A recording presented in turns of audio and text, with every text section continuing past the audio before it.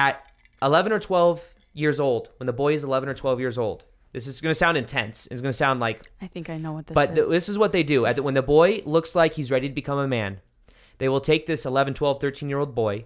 They will go into the village, and they will strip the boy from his mom. Oof. And the mom will know that it's like in a reenactment. The boy will not. The boy will think he's literally being kidnapped. Whoa. And then what happened is he strips the boy from the mom. Then he goes on these like rites of passage. He goes and he has to like hunt, and he has to do these things that are very challenging and very difficult. Vision quest without his mom there, without even knowing if he's going to see his mom again. Wow. And then what happens is they have to cut the ties to the mother for them to become a man. Because otherwise they're being nurtured by their mom. And this is why you get a lot of uninitiated men that are trying to date women that remind them of their moms because they're trying to heal what they haven't healed. So this is why what they didn't do is eventually they bring the boy back, and now the boy is a man. He is different. Yeah. And when they bring him back, he's not really able to see his mom as much. It's like regulated so that he doesn't get that needy clinginess back to his mom. So he still sees his mom, but it's different.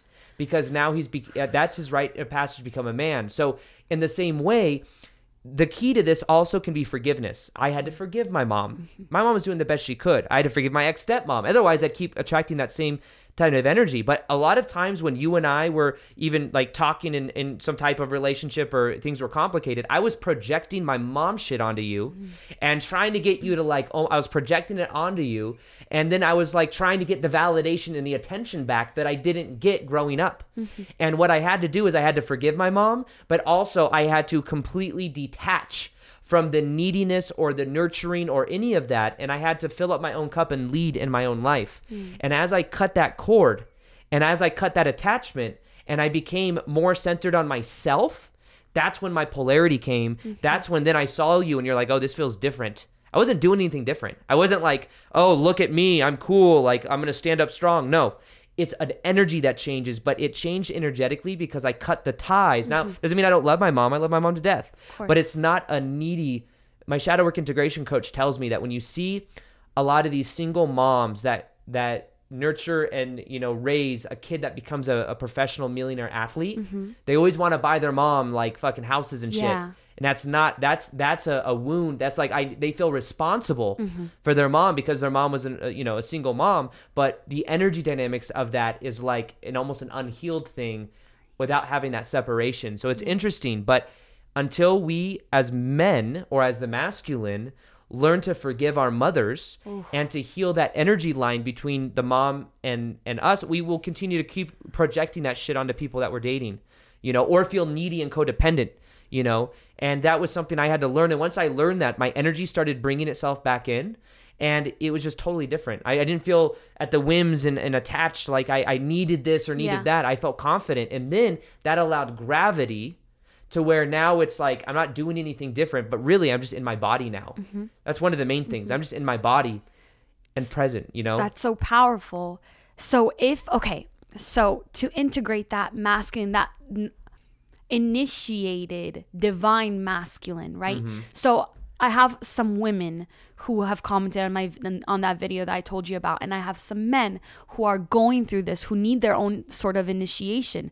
How can people do this on their own? How can they without going into a tribe and stuff? Without going to obviously. I think for men, I'll speak on it for men just because this is like what I've been through. Totally. Women, I can kind of guess at what some of that would be. Maybe I can offer some of that. Maybe you can offer some perspective, but for men, I'd say, go and focus on doing your purpose. For a man, see, that's what I would say for women too. Go on. Yeah, so it's being on your purpose, because if you're not on your purpose, then the feminine can feel that. The feminine is not attracted to the masculine that is wandering, hasn't found themselves, because women are searching for certainty. They like certainty. They want a guy that knows what they want, and they want a guy that knows who they are. That's really what it is. It's not even what they want, but it's who they are. Like, and this is why sometimes you'll see a guy that fucking plays video games at his mom's house. But if he knows who he is and he knows that he just wants to play fucking video games at his mom's house and he's not searching for anything, that can still be attractive to the feminine. That's the funny thing. So it's like owning who you are. That's so true. And isn't it funny? Because I've seen guys that are good with like dating, like good with women, and they can have $1 million, but be horrible, like they can be super successful, but horrible at that because of the way they don't know who they are. Yeah. Doesn't mean that you have a lot of money that you know who you are. That's so interesting. But there could be people that just do nothing, that are like kind of like they're just happy doing nothing, but they're confident and they own it. And women are like, this is sexy. Yeah. Because women feed on energy. They feel energy. So a guy that's integrated and confident is attractive because he's certain, and women seek that certainty. Or men or feminine. So finding the purpose, I think, and also going into tension. I really think it. Like, I know the spiritual thing is to like, no, like you're a fifth dimensional Palladian thing. No, you're here on Earth, and we have physical reality, and taking action changes who you are as an identity. Like if you focus on going after your passion and you really commit to it, it's not about what you do to get there, but it's about who you become in the process. And you start to then value yourself differently. Like now, once I integrated these masculine principles, all this stuff that was stagnant in my life started to move. For example, my business, I was like, I need to like meet somebody that can help me do this vision that I had, because I didn't feel like I could do it myself. I start leading, I get into my body, I do the shadow work, integration work. All of a sudden, naturally, I hire 2 people that are really high level. I have like all these systems set up. I've started a new app. I started another app. I have like so much structure now that came as a natural byproduct of me going more in my body and me leading from that frame. So the masculine is also about having a strong frame, and a strong frame is like a strong sense of reality. And that allows the feminine to feel safe and to feel like they can kind of melt and not really think too much about all that stuff. Like you have and can put up a masculine energy so that you can get shit done. Yes. But there's probably a part of you that wants to just relax. Exactly what I've been working on. What I've been working on bringing into my life. Yeah. But then again, I do think that there are women or feminine. Okay, so people with not unintegrated. What word am I looking for? The wounded feminine, basically, like the ones that are reflecting back to me through my friendships and my relationships that have kind of scared me away from being into my feminine energy. Yeah. And that's why I feel like I can cultivate masculine energy in order to protect myself.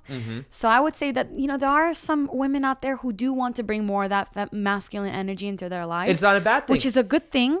I would tell them the same thing. I would say, make your purpose important to you. Yeah. And that's honestly been very rewarding for me personally, because it has also made me, in a sense, just more magnetic, because my frame is also in myself, right? In my own life. But just know that it could get to a place where you're going to want to like relax and surrender and do that feminine thing that it's like, okay, I don't need to be the hunter.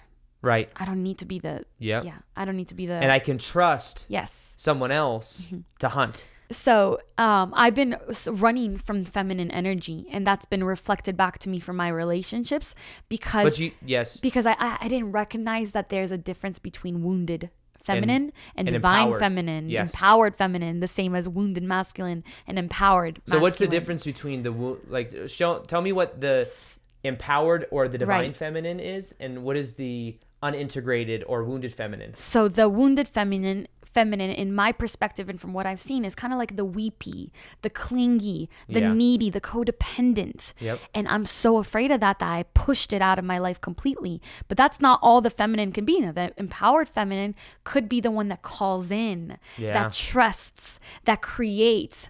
The empowered feminine creates worlds, right? Yeah. Through the inner worlds, exactly. He did it. He said the name of the podcast. Yeah. The empowered feminine is the creatrix of all of reality. Anything that is manifested is feminine, Aaron, because it's all material. The masculine is consciousness. Yep. The masculine is the unmanifested. Women give birth, right? Yeah. And then the men and sorry to get into it's so hard to walk around the the gender role things. I'm just saying biologically women women, right, create, we give birth, and men give that consciousness. So together worlds are created, but everything that is physical and anything that comes into physicality comes through the feminine. Yeah. Right? I agree. So that is the empowered feminine. There's so much power in it. There's so much force in that. And you could be a president, a CEO. You could be this this divine being that calls everything in, and you don't need to be so much in that masculine energy. And I'm learning that. And there's all these really powerful females, I think we've talked about some before, who can lead in their feminine energy.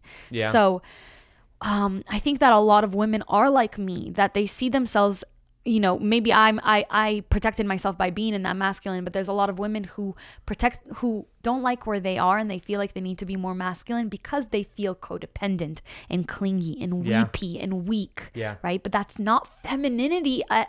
That's not the full range of it. You can be the empowered feminine too.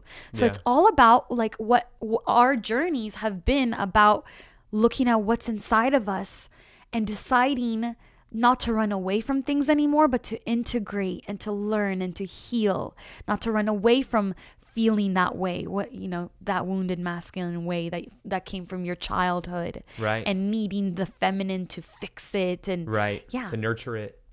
Yeah. I think it's a process on both sides, you know. And it's the same for the men in general. It's like there's the uninitiated, right, and then there's the toxic. So exactly. There's the toxic as well. The uninitiated, there's a lot of like soft spiritual guys that are like super soft spoken and like don't want to go into attention, flowy, and there's nothing wrong with this, because it's just another aspect. But there's a shadow to that, I believe. Yeah. And when you become integrated, you become very still. The masculine is also very still. It's not like always moving around like all the time, and like it's like a very still energy that listens and is like present. And it's understanding how to go within to like cultivate that energy. And on the toxic side of it, you get a lot of toxic masculine that like have to assert their power, and it's very narcissistic, and it's like aggressive and manipulative. And that's the other side. So there's two sides to each of these, you know, and probably different variations of it. But healing, you know, for me, it was the codependent side because of the mom wound. Yeah. And that was, once I healed that, then I became way more integrated and way more grounded and way more present. And that's what changed everything. But a lot of it's the inner child work, and then stepping into that energy, knowing that it's also your core. You and I used to tell you this all the time, Leeor, your energy is naturally feminine. You have a very flowy like right before we got on this podcast, it's like you immediately were like, I don't want structure. I said, good, because that's the masculine. You want it to be a flowy conversation, because that's feminine. You know, you're feminine. You are feminine by nature, but you've learned the masculine because the masculine for you has kept you safe. Yeah. And allowed you to be very successful. Because the success meant safety for me as well. The success meant safety. Yeah. Your dad told you when you were a kid, don't ever let him, what did he say? Like, no, he told me a few years ago, he said, if we're talking about the same thing, he said, get used to it. Men are going to be intimidated from powerful women. Is that's part of it. Okay. But it was also that don't ever like rely, like something that made you realize you had to create success for yourself. Don't rely on a man. Don't rely. Oh, that came from my parents, like separation. It's more that I saw, you know, my mom worked my entire life, so I always saw a woman working. Yep. I know a lot of my friends didn't have that experience. Their moms were stay at home mothers, and so I always saw that you should work for yourself. But I also saw from their separation that it's like, oh, you really got to protect yourself. You got to take care of you, because a man could leave at any moment. A man could always leave, and then you'd be left with nothing. And then you're left with nothing. Instead, what I'm going to do is I'm going to create an incredible amount of success, not just for me, but for my family as well, because things fell apart in the past. Yep.